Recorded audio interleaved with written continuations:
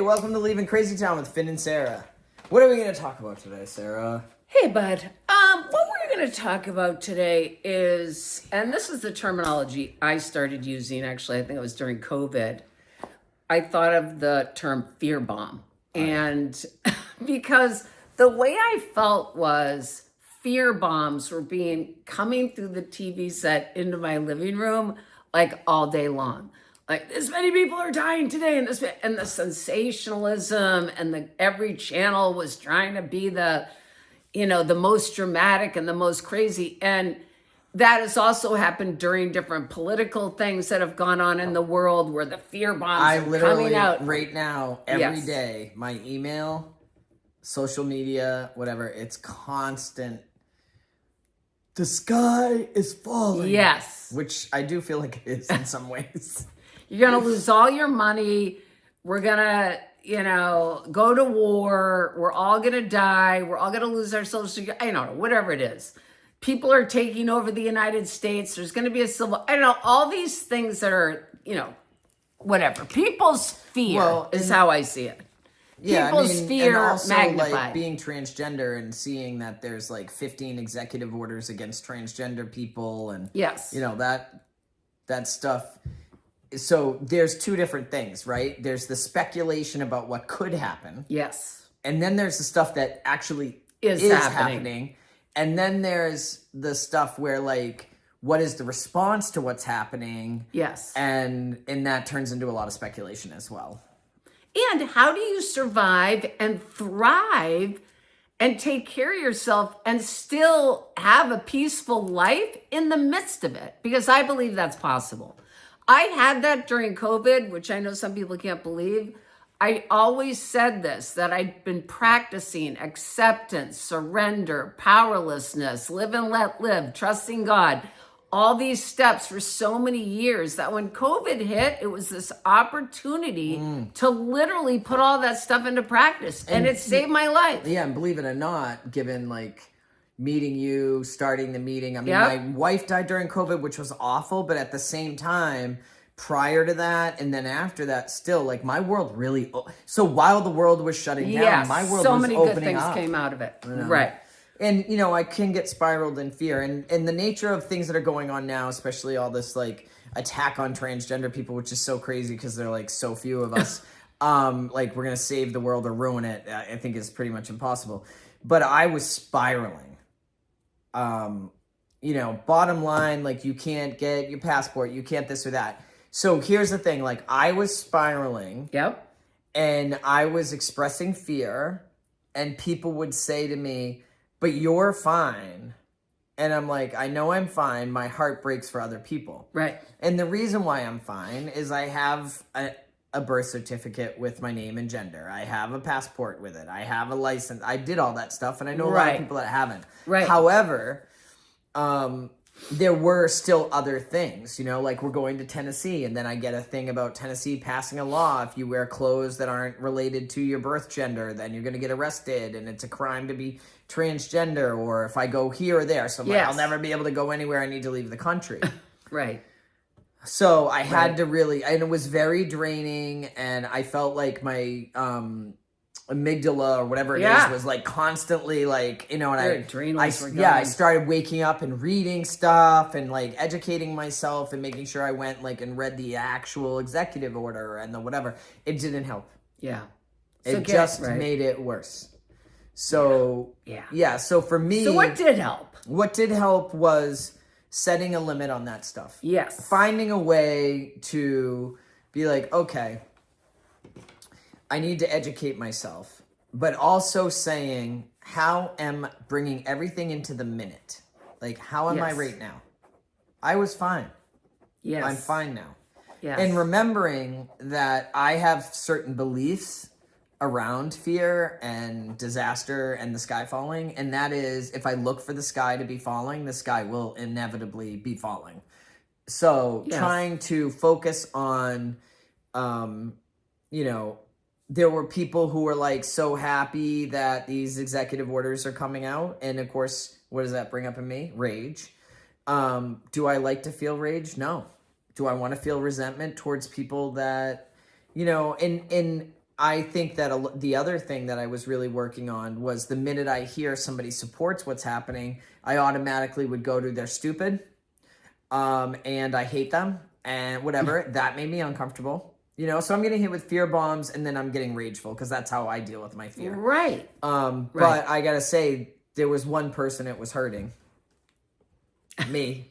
Like, the truth is, and this is what I have to tell myself, the truth is I work for Massachusetts, which is very supportive, you know, but I started speculating about what, you know, that if funding got pulled from the state, then what does that mean for me? And so what I've been trying to channel my energy in is I made a space. I let people know that if somebody needs to come to Massachusetts for care, I will put them up in my house. I tried to find ways that I could be helpful to specific people and not look at the big picture globally, like what's happening, or focus on people who think it's okay to attack people.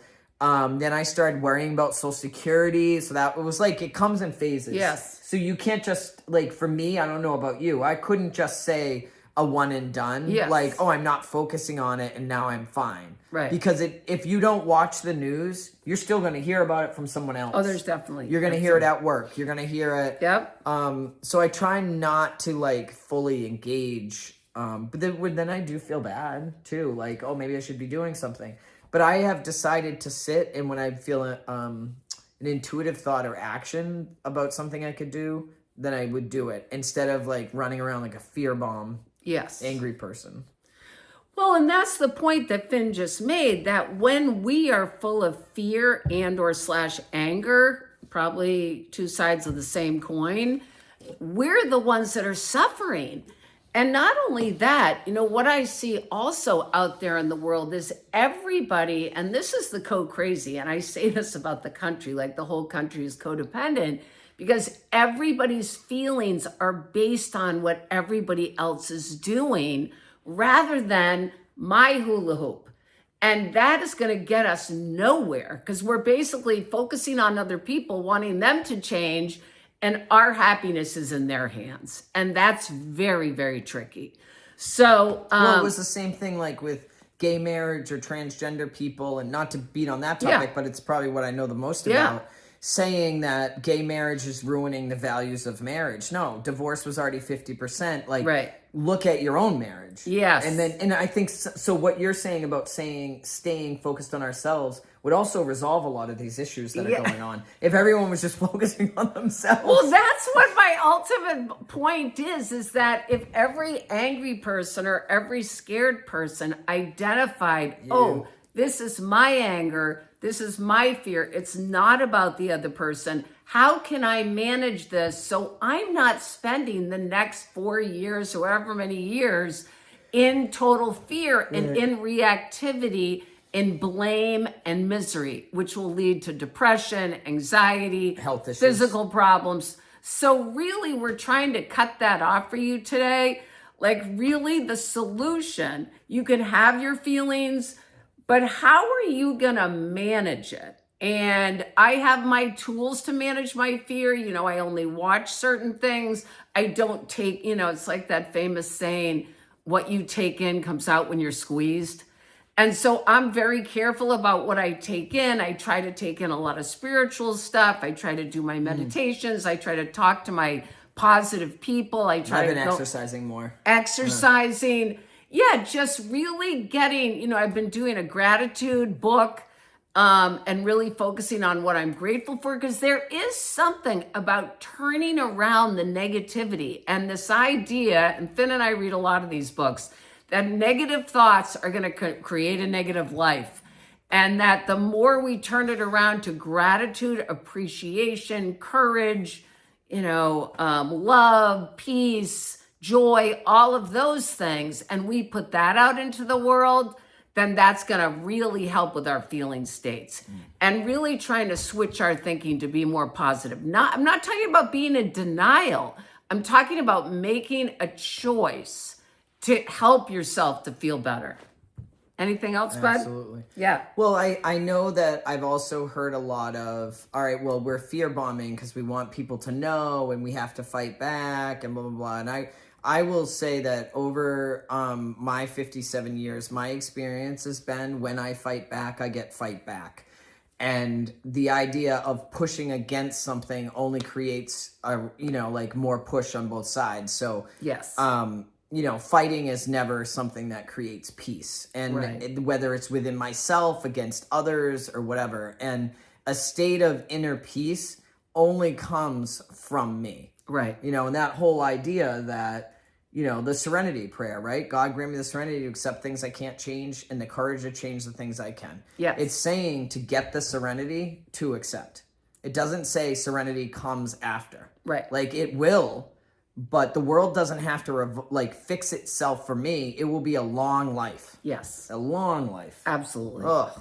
And if you feel helplessness or powerlessness and feel like you want to take an action, then decide what particular action steps will make you to feel good and engaged. And I've been taking a lot of naps. There you go. And naps are great. And music and spending time on things I enjoy. Oh my God. I do need a lot more rest when I feel like the world's in unrest, even if I'm okay. Absolutely. And you know what? Next time we do this, there's a woman I know online that literally has group naps on Zoom. And it's hilarious.